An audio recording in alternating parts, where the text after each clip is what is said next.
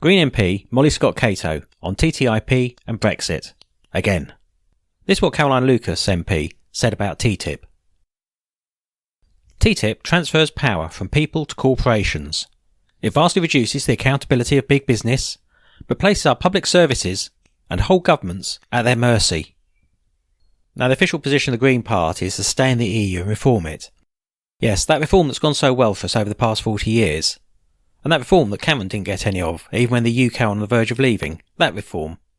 Yep, that's the reform that the Green Party officially think we should remain in the EU for. Molly Scott Cato said, Greens' worst fears confirmed by leaked TTIP papers. Greens have said that their worst fears about the ongoing EU-US Trade and Investment Partnership, TTIP, trade deal have been confirmed following the leak of documents to Greenpeace. That's interesting because WikiLeaks recently offered a reward for leaks of the TTIP text, and it suddenly turned up. I wonder if it's connected. A couple of weeks ago we ran a piece, TTIP Teaser Explained, which covered the WikiLeaks reward and some other information. You may want to go back through our back catalogue and have a listen to that. There's also a link from the piece on our website. So, Greens have said their worst fears about the ongoing EU-US Trade and Investment Partnership, TTIP, trade deal have been confirmed, following a leak of documents to Greenpeace. Molly Scott Cato, a long-standing critic of TTIP and MEP for South West England, said, The leaked documents released this morning prove what the Green Group in the European Parliament has been arguing for several years. TTIP is not a trade treaty, but a corporate power grab. What the US is seeking is nothing short of access to European markets on their terms, a completely unprecedented attempt by US corporations to overwhelm the will of European citizens. Interesting, she says TTIP is not a trade treaty, but a corporate power grab. That's funny because it seems like history repeating itself, because the EU that the UK joined was actually the European Economic Community, the EEC, the Common Market, a trade deal. But it became the EU, a political and corporate power grab, grabbing the power that they're now trying to pass on through TTIP. In areas as wide-ranging as the prohibition of GM food, the abolition of the EU process of chemical safety based on the precautionary principle, and the ban on cosmetic testing on animals, the US demands go right to the heart of systems of environmental protection. Taken as a whole, the document proves our worst fears about the race to the bottom on environmental and social standards. They also indicate a bleak future for European farmers who will not be able to compete with the flood of poor-quality US food imports. Now, of course, no one has to buy these cheaper US imports. If they have the money for the more expensive EU items, they're free to buy them. I doubt any MEP goes short. However, the UK's impoverished and homeless may have a different view. Molly goes on. Greens say the leak has serious implications for democracy on both sides of the Atlantic. Molly commented, The most sinister aspect of the leak is the way the US is demanding that corporations can know in advance proposals being made by European lawmakers and will be given particular status in our legislative process. This is a totally unacceptable threat to European democracy. Well, the irony here is that EU voters have no say over EU law, even without TTIP. The EU Commission, who initiate all EU law, are not elected, they're appointed. And what they say overrides even what our own elected government at Westminster says.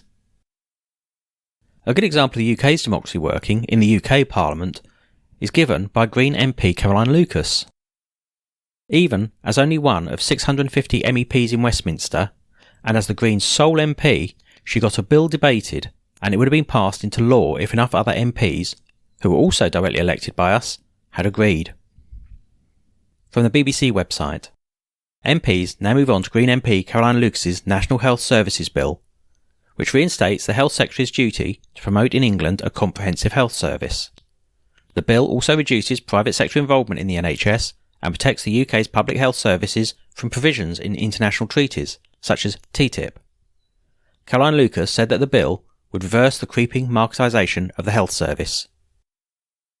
Which shows how UK democracy works. One MP, elected by a few thousand people, can introduce a bill, it can get debated, and if enough MPs agree, get passed into our law.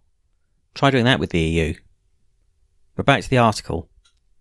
The leaks will also inevitably be judged through the prism of the UK's referendum debate.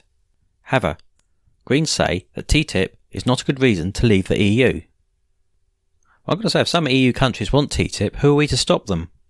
Why this obsession with one size fits all? Molly said, "It's important not to use these shocking revelations about TTIP as an argument in favour of the UK leaving the European Union. As President Obama has made clear during his visit to Europe, he is keen to push this treaty through, but he cannot do this without the agreement of the European Parliament and all 28 members of the EU." Well, I've got to say, President Obama also made clear that if the UK leaves the EU, he'd put the UK at the back of the queue for trade deals. Given the horror of TTIP, isn't the back of the queue the best place to be? In the 250 years that USA has existed, there's never been a UK-USA trade agreement. We've just traded. The article continues. Also, if a majority of MEPs vote against it, we can stop it in its tracks. There's huge momentum against TTIP across Europe, and 3.5 million EU citizens have signed a petition calling for the deal to be abandoned. Brexit would weaken the Stop TTIP campaign, as it would lose the vital contribution of UK campaigners. Those using TTIP as an argument to leave the EU must be clear that the UK government will be seeking a trade treaty at least as bad as TTIP. Well, as I said, Obama's already said that UK would be at the back of the queue. We would be at the back of the queue, and it would be up to our government who we've elected. So, again, the Greens argue that it's good for the EU Commission in Brussels, the unelected, unaccountable EU government. It's good for them to overrule our government at Westminster, a government which was freely elected by us, the people of the UK. Molly concluded, "For those who are as shocked as I am about this morning's revelations, our conclusion is that we must stand and fight together as Europeans against the authoritarian powers of US corporations." Authoritarian power of the US corporations? What, instead of the authoritarian power of an unelected, unaccountable EU Commission? The Green Party has done some really good work on TTIP. We've run a number of items by them. But it certainly is a good reason to leave the EU.